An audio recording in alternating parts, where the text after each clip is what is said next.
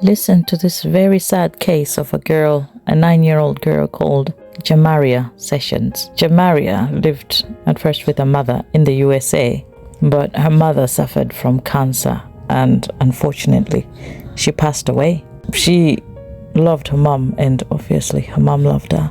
So Jamaria went to live with her grandmother from her mother's side because her father was often in prison or on the run for something. But one day her father stole her from school, just went and picked her up from school without notifying her grandmother, took her to his house. And at that time, her father had met a new woman. He had a new girlfriend. The girlfriend's name is Taisha Martins. Taisha posted on social media to say how much she loved her new family and how much she loved these kids. She also had a 103-pound Rottweiler, which she often posted on her social media. But everything she was posting on social media was a lie because she treated Jamaria very badly. She was very abusive to Jamaria behind closed doors.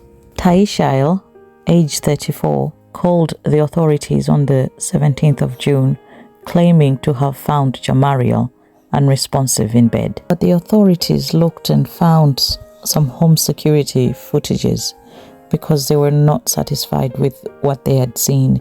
The bruises, the cuts, the burns on Jamaria's body. So they looked at the footage and what they found was shocking.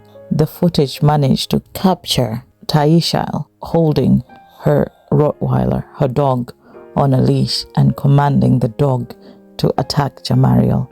And the dog attacked Jamaria. It hurt her, it beat her, and Taisha was also attacking Jamaria. This went on for a while until on the footage, on the camera, she's seen dragging Jamaria by her hair away. Jamaria passed away and the autopsy report has concluded that it was homicide. So now Taisha is facing murder and child abuse charges.